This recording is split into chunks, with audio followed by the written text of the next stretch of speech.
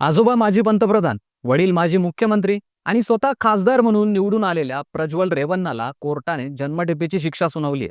Form हाऊसमध्ये काम करणाऱ्या महिलेवरील बलात्कार प्रकरणी प्रज्वल रेवन्नावर विविध कलमांच्या अंतर्गत गुन्हा दाखल करण्यात आला होता.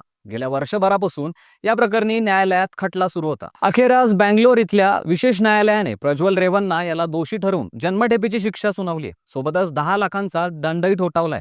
त्या महिलेने रेवन्ना याच्यावर 2021 पासून अनेक वेळा बलात्कार केल्याचा आरोप केला होता आणि या घटनेबद्दल कुणाला सांगितल्यास व्हिडिओ लीक करण्याची धमकी दिल्याचाही आरोप केला होता.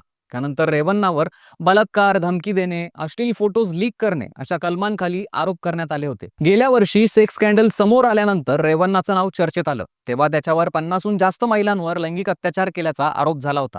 24 एप्रिल 2024 रोजी हसन जिल्ह्याच्या स्टेडियमवर शेकडो पेनड्राईव्ह सापडले होते. या पेनड्राईव्ह मध्ये प्रज्वल रेवन्नाचे 2870 व्हिडिओ क्लिप्स आणि फोटोज सापडले होते. यामुळे हे प्रकरण उघडकीस आलं होतं.